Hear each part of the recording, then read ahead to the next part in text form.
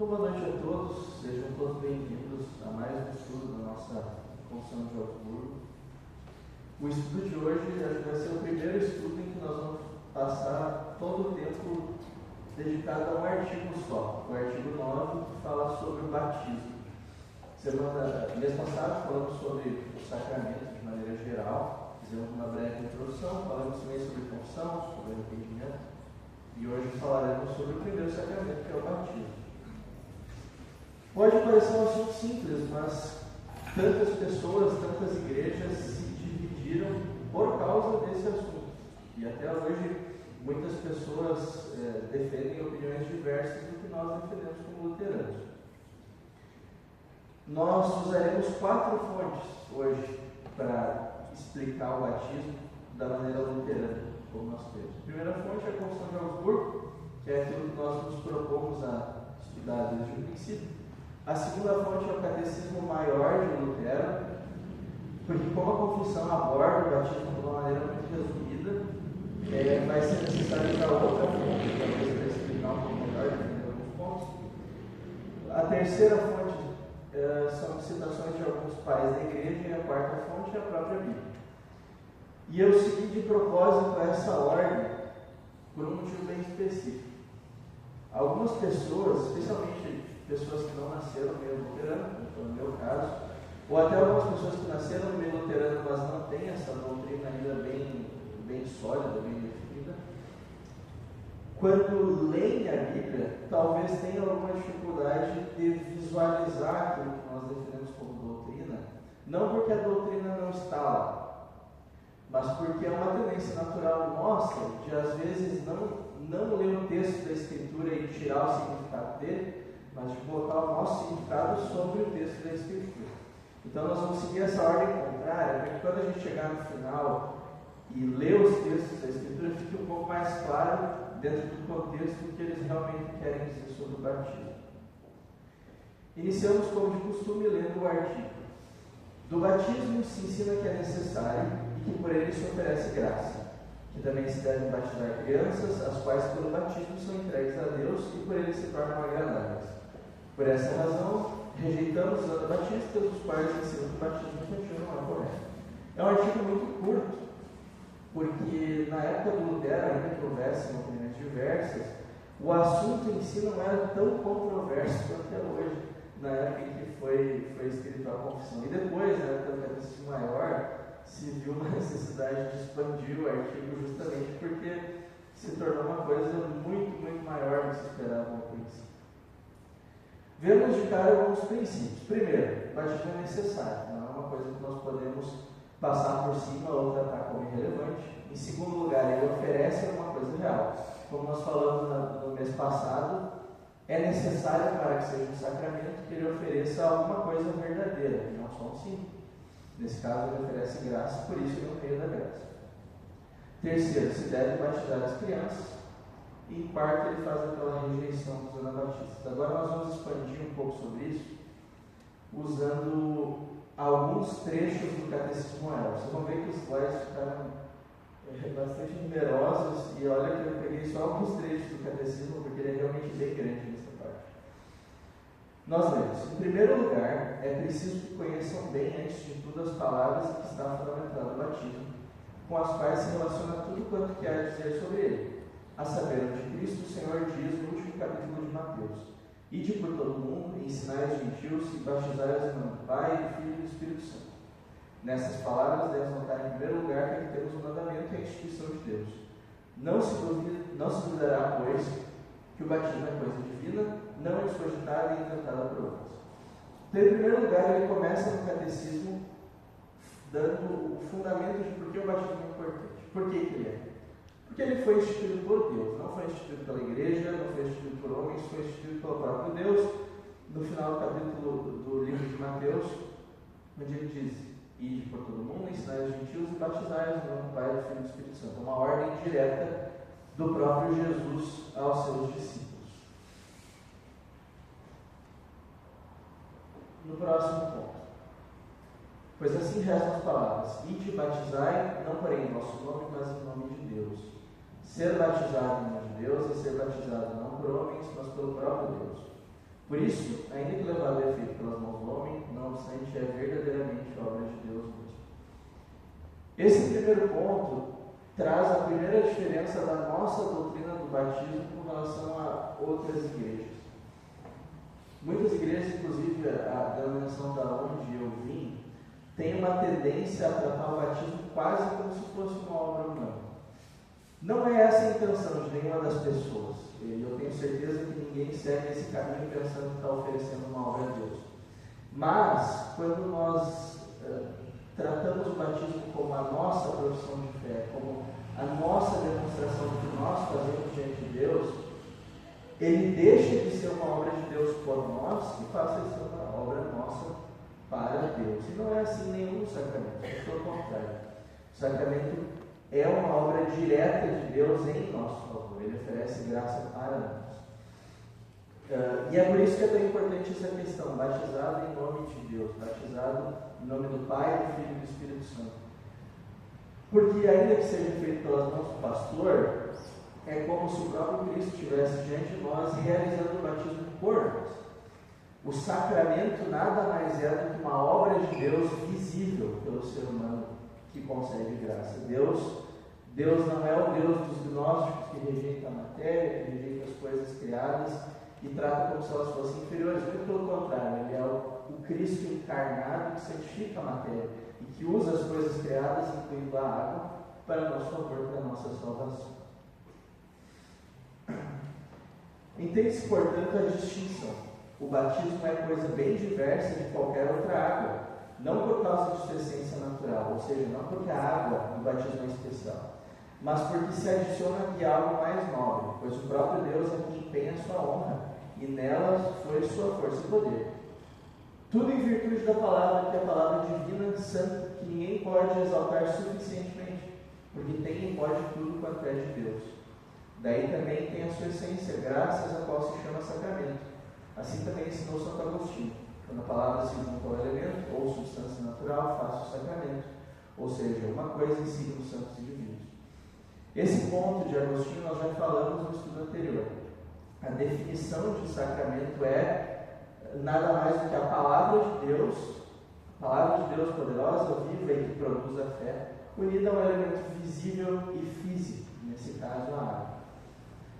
Por isso que a eficácia não é da água, a eficácia não é do rito, a eficácia é da palavra de Deus unida a uma coisa física, instituída pelo próprio Deus em nosso favor. Nós já ouvimos várias vezes que a fé vem pelo ouvir a palavra de Deus. E essa palavra de Deus que produz a fé não só vem pelo ouvir direto, mas também vem por esses meios que Deus criou, dentre os quais o batismo é o primeiro. Por essa razão, sempre ensinamos que o sacramento e todas as coisas exteriores que Deus ordena e institui não devem ser consideradas segundo a aparência grosseira e externa. Devemos considerar ao contrário com a palavra de Deus que está encerrada nelas. E da mesma forma também falamos dos estados paternos e maternos e da autoridade secular. Se queremos considerá-los no que diz a respeito a nariz, olhos, pele, cabelo, carne e ossos, são iguais a turcos e gentios, e poderia alguém adiantar-se a dizer: por que haveria de considerar esse homem mais do que a outros?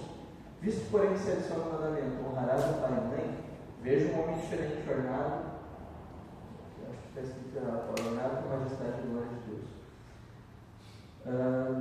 Ele usa uma comparação muito interessante, uma comparação que dificilmente algum de nós pensa por conta própria.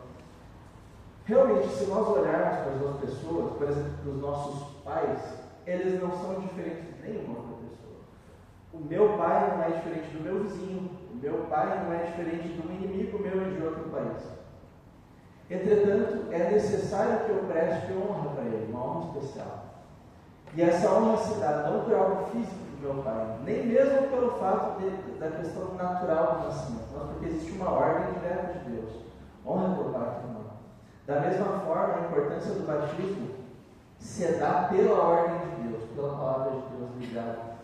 De maneira que ainda que nós vejamos o rito do batismo, a água do batismo como uma coisa simples, que muito facilmente qualquer ser humano trataria como irrelevante, não deve ser julgado o batismo de acordo com essa aparência externa. Ele deve ser julgado pela promessa divina que está ligada a ele, que é a promessa da fé, a promessa da graça, a promessa da salvação, a promessa dele ser executado ainda que pelas mãos do pastor, executado como pelo próprio Deus por nós. Em segundo lugar, já que agora sabemos o que é o batismo e como deve ser considerado, cumpre aprendermos também por que e para que foi instituído, isto é, qual o seu proveito, o que dá e opera. Também isso não se pode captar melhor do que as palavras de Cristo acima referidas. Quem crer e for batizado será salvo. Compreende por isso da maneira mais simples assim: a força, a obra, o proveito, o fruto e o fim do batismo é salvar. Ou seja, ele começa no catecismo falando porque o batismo é importante. É importante porque foi instituído diretamente por Deus, porque Deus ligou uma promessa a esse batismo, uma promessa de graça, porque Deus fez do batismo algo relevante. Esse é o primeiro ponto.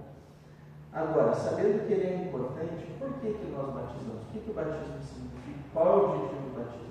De maneira bem simples, como ele diz ali no final, o fim do batismo é salvar. Esse é o objetivo do batismo. O batismo existe para a nossa salvação.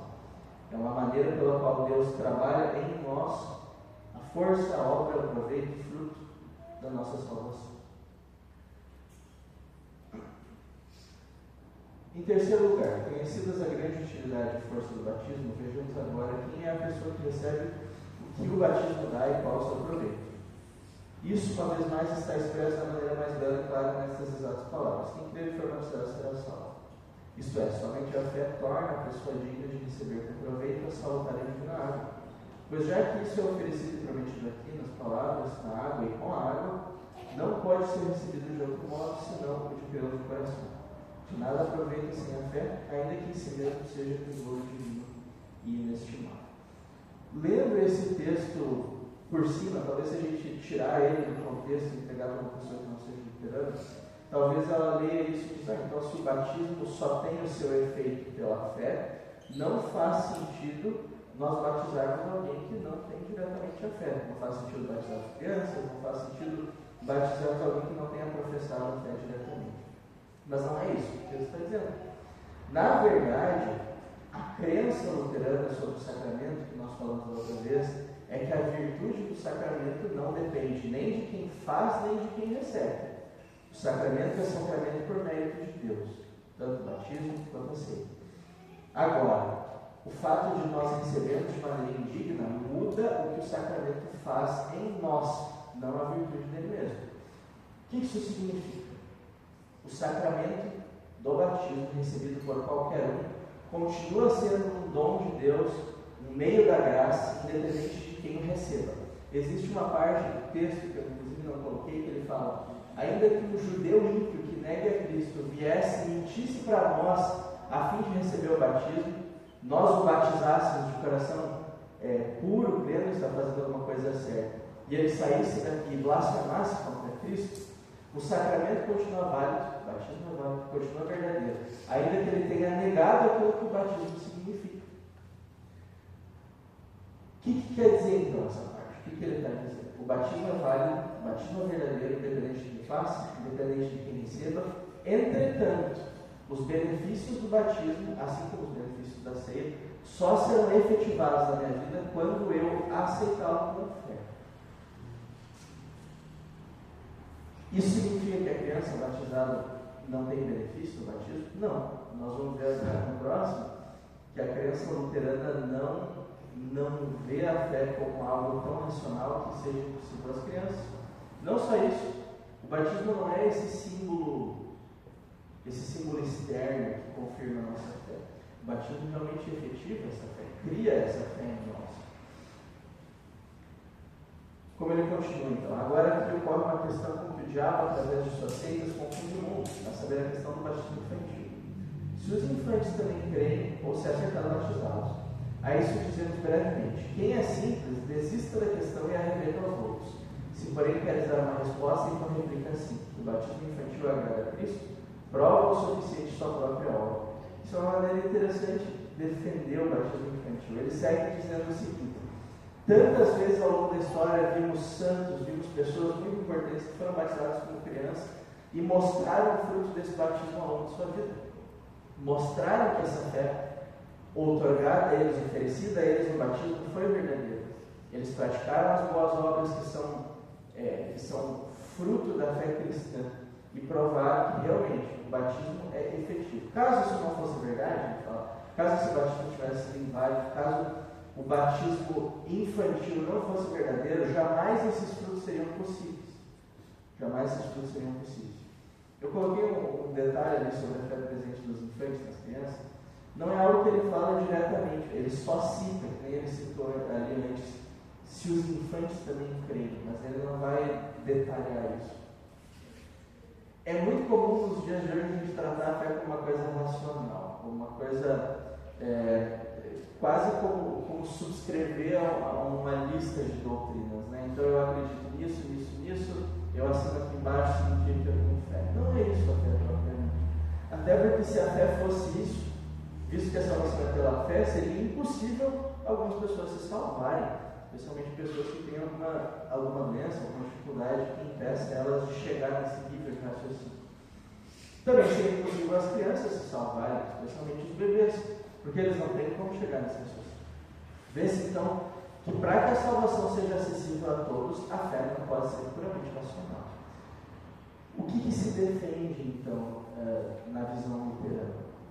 Que ao ser batizado, a criança recebe não essa fé racional com uma lista de doutrinas, mas a semente que possibilita que ela venha futuramente a reconhecer essas doutrinas, a semente que venha é simplesmente o suficiente para que a criança possa receber a salvação. Simplesmente o suficiente para que ela possa receber a salvação. Por isso que a gente crê que ainda que a salvação seja somente pela fé, o batismo salva. Porque se o batismo cria fé pela palavra de Deus unida ao batismo, é inevitável que ele conceda a salvação. Uma comparação que eu gosto bastante, que é mais fácil de entender para quem nasceu na igreja luterana, vamos dar um exemplo de uma pessoa que nasceu na igreja luterana, foi batizada como criança, viveu a vida toda na igreja luterana, mas lá tem 80 anos de idade. A igreja luterana fez parte da vida dela do início ao fim. Provavelmente, se você perguntar para ela quando que ela veio a crer, ela não vai ter uma boa resposta. Porque a vida toda dela ela creu. Ela não tem nenhum momento da vida, desde a infância até a idade, chegar na idade adulta, não tem nenhum momento que ela consiga olhar e dizer, não, nesse momento eu não cria, agora a partir desse ponto eu comecei a crer. Porque essa fé que foi oferecida no batismo foi mantida com a ajuda dos pais durante a infância, foi confirmada durante a adolescência, foi professada durante a vida adulta, faz parte dela desde o todo. Não foi uma fé que foi criada depois, foi uma fé que foi imediatamente criada no batismo e que foi mantida ao longo da vida. Essa é a crença da igreja luterana. O batismo realmente oferece fé, o batismo realmente oferece graça, o batismo realmente oferece salvação. O que nós podemos fazer é manter, cultivar ou rejeitar. Isso existe dentro de nós. E é justamente por essa possibilidade de nós rejeitarmos o presente dado no batismo que algumas pessoas serão batizadas e não manifestarão os frutos desse batismo e ainda serão condenadas. Em seguida, dizemos ainda que para nós a coisa mais importante não é se aquele que é batizado crer ou não, porque isso não invalida o batismo. Isso é uma coisa esquisita de a gente ouvir, né? Para nós não é tão importante se aquele que é batizado crê ou não, porque isso não invalida o batismo. É esquisito ouvir isso de início, mas ele explica. Tudo depende, isso sim, da palavra do mandamento de Deus. A validade não depende de mim, depende de Deus que promete o batismo. Pois minha fé não faz o batismo, porém recebe o batismo. O sacramento em si vem de Deus. A minha fé serve para que eu receba os benefícios do batismo. Não o contrário. A minha fé não faz o sacramento. Razão por que eu digo, se não creste, ou seja, se tu reconhece que tu recebeu o batismo e não creu naquilo que ele significa, então crê agora e diz assim: o batismo sem dúvida foi verdadeiro, mas eu infelizmente não o recebi da maneira devida. O erro está em mim, o erro não está em Deus. Coisa idêntica fazemos no que concerne ao batismo infantil. Levamos a criança ao batismo com ânimo e na esperança de que ela creia. Ou seja, nós levamos diante de Deus porque nós cremos que esse batismo vai conceder a ela essa fé. E rogamos que Deus lhe dê a fé. Não é, porém, à vista disso que batizamos. Ou seja, mesmo que nós creiamos nisso, esse não é o objetivo principal pelo qual nos batizamos. Mas unicamente porque Deus o ordenou, ainda que não tivesse nenhuma promessa ligada. Por que isso? Porque sabemos que não mente. Deus não mente. Seria necessário somente o mandamento de Deus para que nós cumpríssemos o batismo. Muito mais importante é cumpri-lo, visto que Deus uniu a ele tão grandes e preciosas promessas, dentre as quais a mais importante é a salvação por meio da fé. São, por conseguinte, espíritos presunçosos e palermas. O termo que ele usa chega a ser engraçado, né? Os que inferem e concluem não poder ser verdadeiro o batismo onde não é verdadeira a fé. Exatamente como se eu quisesse concluir assim: se eu não creio, segue-se que Cristo nada é. Ou assim, se eu não sou obediente, deduz que nada são pai, mãe e governo. Ele está dando um exemplo de que a minha falta de reconhecimento, meu erro, meu pensamento errado, minha atitude errada, não invalida nenhuma das coisas definidas por Deus. Eu continuo tendo que honrar meu pai e minha mãe, ainda que eu não faça isso, o mandamento de Deus permanece verdadeiro. O batismo continua verdadeiro, continua tendo significado perfeito, ainda que eu não tenha recebido ele com a fé. Eis como se diz: o abuso não suprime a substância, mas a confirma, pois ouro continua ouro, ainda quando uma mulher da rua o traz com pecado e vergonha. Ou seja, nós vemos à nossa volta muitas pessoas, com certeza todos nós conhecemos muitas pessoas que foram batizadas e que vivem uma vida que é uma rejeição constante do que foi oferecido no batismo. Isso não invalida o batismo, isso não justifica batizar uma pessoa de novo, porque o batismo é válido por Cristo, pela promessa de Deus, não pelo ministro, não pela pessoa que a recebe. Por último, cumpre-se, saiba o que significa o batismo e porque Deus ordena, precisamente tal signo e cerimônias externas para esse sacramento pelo qual primeiro somos recebidos na cristandade. Essas duas partes, submergir na água e voltar a emergir, indicam o poder e efeito do batismo, os quais outra coisa não são que a modificação do velho homem e depois a ressurreição do novo homem. Ambas devem continuar a suceder em nós ao longo de toda a nossa vida, de forma que a vida cristã. Outra coisa não é que diário batismo, começar de uma vez e sempre continuar. Nós falamos, por que o batismo deve ser praticado e é importante? É o primeiro ponto. Que foi ordenado por Deus. Segundo ponto, o que o batismo oferece: graça, salvação, fé por meio da palavra de Deus no mandamento. Terceiro, nós falamos que o batismo, justamente por causa dessas promessas, deve ser administrado a todos, inclusive as crianças. Não deve ser administrado àqueles que são fora da fé. E ainda que fosse administrado para alguém indignamente, o batismo não deixaria de ser válido, apenas a maneira que a pessoa recebe seria errada. E por último ele diz: o que significa esse batismo para a minha vida? Uma comparação interessante que ele dá é do batismo com o que nós falamos no mês passado. Ele fala sobre o batismo e a penitência, o batismo e o arrependimento sendo a mesma coisa, sendo dois lados da mesma coisa. Porque a penitência, o arrependimento, nada mais é do que o batismo diário. O renovar daqueles votos do batismo todos os dias, onde eu rejeito o velho homem e abraço o novo homem em Cristo, onde eu me afasto do pecado, me despeço dos pecados e busco a virtude. É isso que significa o batismo: a morte para a velha vida, a ressurreição para a nova. E é assim que eu efetivo o meu batismo todos os dias, vivendo de maneira digna, rejeitando o pecado e buscando obedecer os mandamentos de Deus. De maneira resumida, essa é a maneira que o catecismo maior lida. Começamos agora falando da nossa fé luterana moderna expressa no século XVI. Mas será que sempre foi assim? Agora, se a gente voltar um pouco, e ler os pais da igreja? Será que eles falam a mesma coisa? Será que a nossa fé é embasada neles? Eu coloquei algumas citações dos pais da igreja e eu quero que vocês prestem muita atenção, porque alguns deles, inclusive, são mais severos do que a gente é, e lidam com o batismo de uma maneira bem mais grave do que a gente costuma lidar hoje em dia. Primeiro a gente fala do pastor de Armas. O pastor de Armas é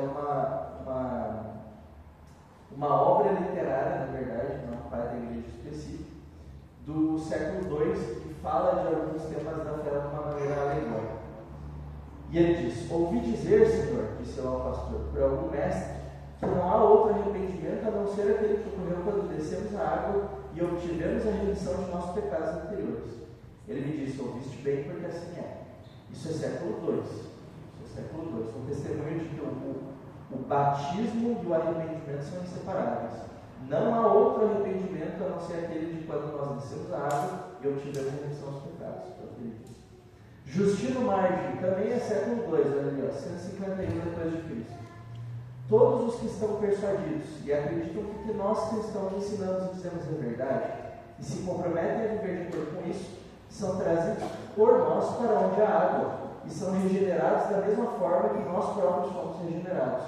Pois em nome de Deus Pai, Senhor do Universo, de nosso Salvador Jesus Cristo e do Espírito Santo, eles então recebem a lavagem com água. Pois Cristo também disse: se não nasceres de novo, não entrarás no reino dos céus.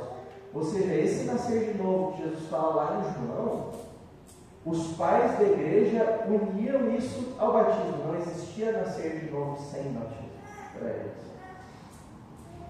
Um pouquinho adiante, eu coloquei em ordem cronológica, um pouquinho adiante, ele deu de Leon. E quando chegarmos a refutá-los, os gnósticos, que a gente já falou lá em estudos passados, mostraremos no seu devido lugar que esta classe de homens foi instigada por Satanás a uma negação daquele batismo que é a regeneração para Deus, e assim a uma renúncia de toda a fé cristã, pois o batismo instituído pelo Jesus visível era para a remissão dos pecados. Ou seja, o batismo é algo real, o batismo é para a remissão dos pecados, para o perdão dos pecados, para a regeneração. Clemente de Alexandria, final do século II, diz: quando somos batizados, somos iluminados. Sendo iluminados, somos adotados como filhos. Adotados como filhos, somos aperfeiçoados. Tornados perfeitos, tornamos imortais e filhos do Altíssimo. Essa obra é chamada de graça, iluminação, perfeição e lavagem. É uma lavagem pela qual somos livres dos pecados, um dom da graça pelo qual os castigos devidos aos nossos pecados são remidos, uma iluminação pela qual contemplamos a santa luz da salvação. Até agora nós já estamos em 4 autores diferentes, todos eles falaram a mesma coisa. E nós temos mais 2. Agostinho, talvez eu acho que é o autor antigo que os luteranos mais gostam, diz: há 3 maneiras pelas quais os pecados são perdoados: no batismo, na oração e na maior humildade da penitência. No entanto, Deus não perdoa os pecados senão os batizados. Isso é uma coisa que para pessoas hoje em dia, se nós falamos com pessoas das igrejas, isso é ofensivo. Como assim Deus não perdoa os pecados a não ser para quem foi batizado? Mas é o testemunho da igreja. Cirilo de Jerusalém, ele disse, século IV. A gente já está com 3 séculos de diferença e eles continuam falando a mesma coisa. Se alguém não receber o batismo, não tem salvação. A única exceção são os mártires, que mesmo sem água receberão o reino. Pois o Salvador chama ao martírio no batismo, dizendo: podeis vós beber o cálice que eu bebo e ser batizados com o batismo que eu vou ser batizado? De fato, os mártires também confessam sendo feitos espetáculos ao mundo, tanto aos anjos como aos homens. Ou seja, para os pais da igreja não existe salvação sem batismo. A única exceção é se você professar Jesus, morrer por isso antes de conseguir ser batizado. Tanto que por muito tempo eles usam até o termo de batismo por sangue. É o batismo que foi feito pelo martírio porque tu não conseguiu ser batizado antes. É a única justificativa que existe para alguém ser salvo sem o batismo. Agora, nós começamos falando sobre a confissão e o catecismo. Nós voltamos do século XVI até o século IV, até o século XIII, até o século II com esses textos.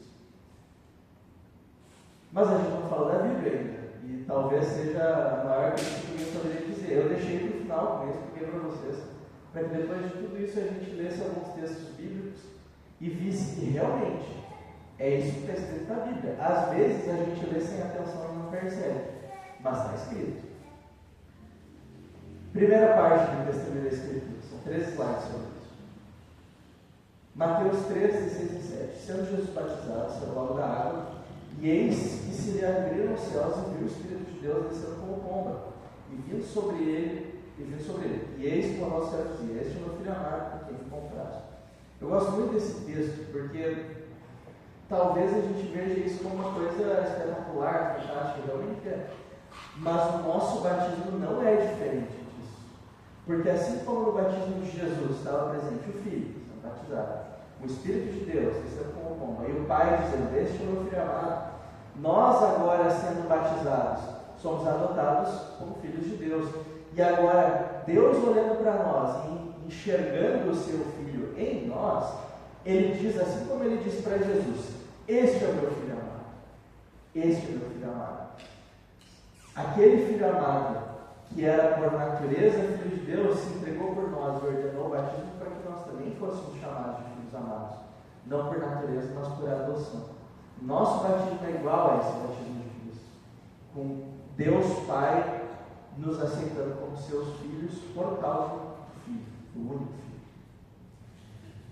João 3, que é aquele texto que foi citado antes por um dos pais, não qual deles que citou, Jesus respondeu: na verdade digo que aquele que não nascer da água e do Espírito não pode entrar no reino de Deus. E ele fala especificamente da água e do Espírito. Esse é um texto que eu lembro quando eu não era luterano, eu passava por cima e ignorava a parte da água.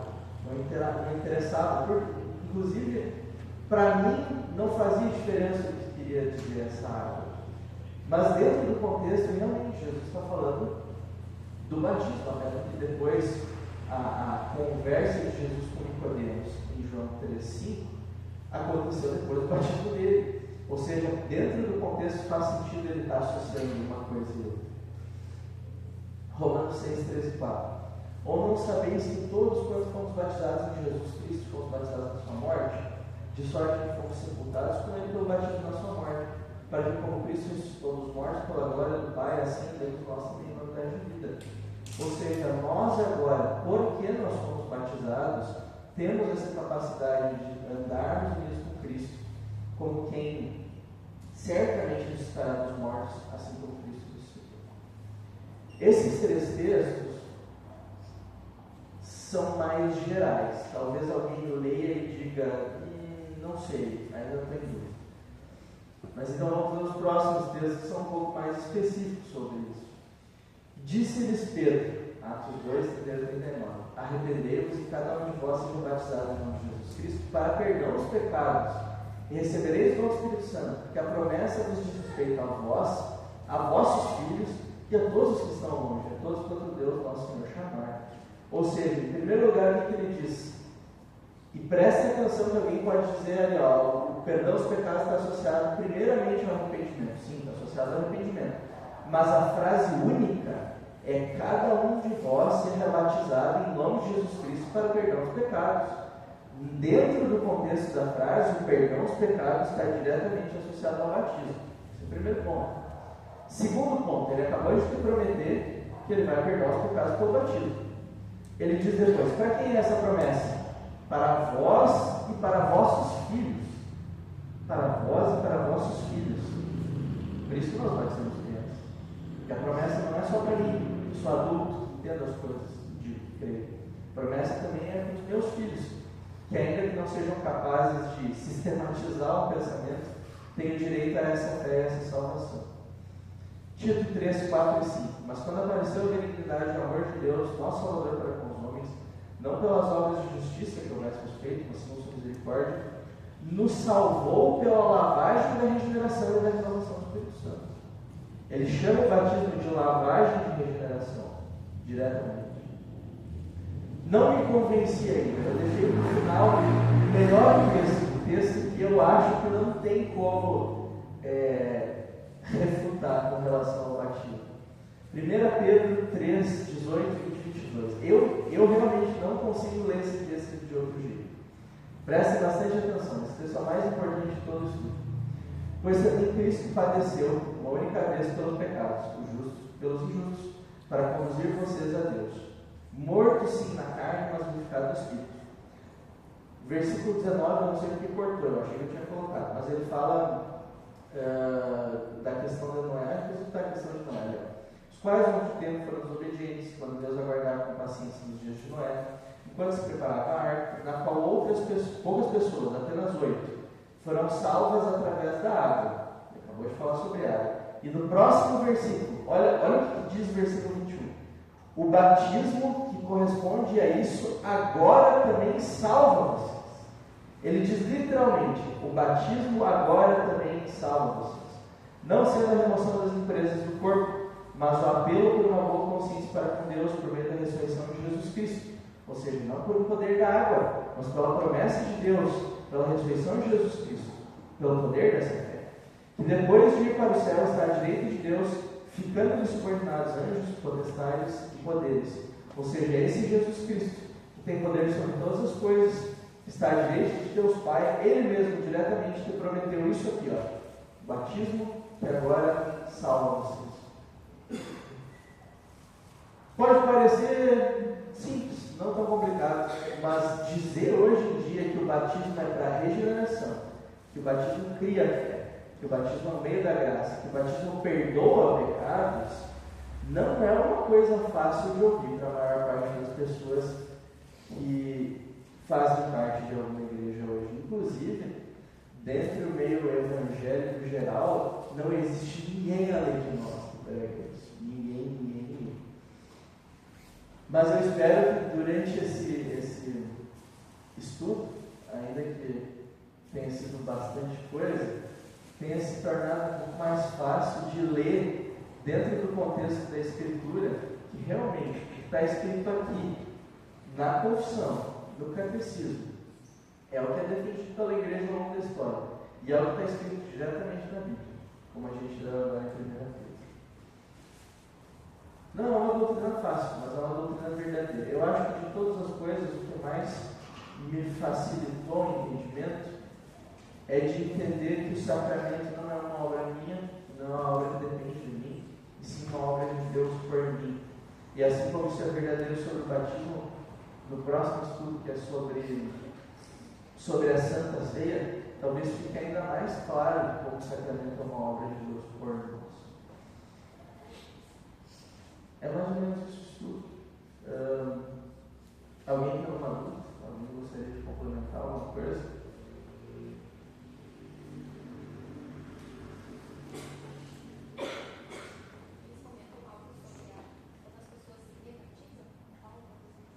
Eles não falam diretamente que é errado se rebatizar. O que eles falam é o que tem naquele texto. Essa parte aqui. Não, essa parte aqui. Que eles falam que a nossa atitude indigna depois do batismo não invalida o batismo. Então a defesa de não se rebatizar é mais porque o fato de eu ter vivido de maneira errada depois de ser batizado não fez com que o batismo fosse inválido. Na verdade, como ele diz ali no texto no segundo parágrafo, razão por que te digo, se não creste, então agora crê. Diz assim: o batismo sem dúvida foi verdadeiro, mas eu infelizmente não recebi da maneira devida. Ou seja, a minha atitude indigna, a minha vida pecaminosa, ainda que eu tivesse rejeitado a fé completamente depois do batismo, não fez o batismo ser inválido. E, muito pelo contrário, faz com que esse sinal que eu recebi constantemente seja uma lembrança de que eu estou vivendo de maneira errada, de eu voltar a essa fé que me foi prometida no batismo.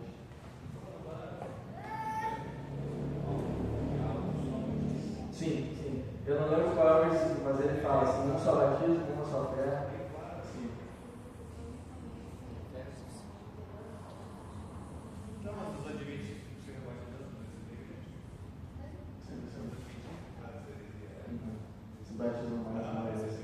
Mas existiram, ao longo da história da igreja, existiram várias heresias que tinham uma ideia assim. Se eu não me engano, são os donatistas, que são aqueles bispos do norte da África, que negavam que o sacramento de um bispo injusto era válido. Ou seja, se nós tivéssemos um pastor luterano, antes do pastor Nathaniel, que batizou meu filho e depois descobriram que ele vivia uma vida errada, talvez ele negou a fé, o batismo do meu filho teria sido inválido, teria que batizar ele de novo. E é justamente isso uma das coisas que eles vão contra, né? A eficácia do batismo não é por minha causa, minha que recebo, não é por causa do pastor, dele que administra, é por causa de Deus, desde que o batismo seja feito da maneira correta, né? Desde que seja feito com água em nome do Pai, do Filho e do Espírito Santo. Sendo aplicado de maneira correta como a Escritura manda, o batismo é válido, ainda que o ministro não seja justo e ainda que a pessoa que recebe negue esse batismo no futuro.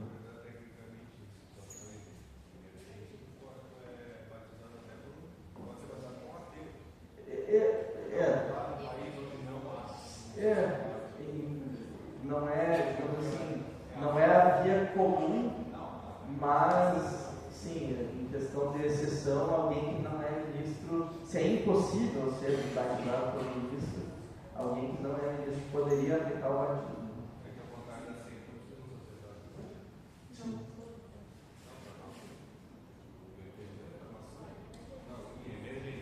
Sim, não é a regra. O certo é sempre ser um ministro, mas se é impossível, se não existe nenhum ministro que possa te batizar, seria permitido, né? Alguém que não é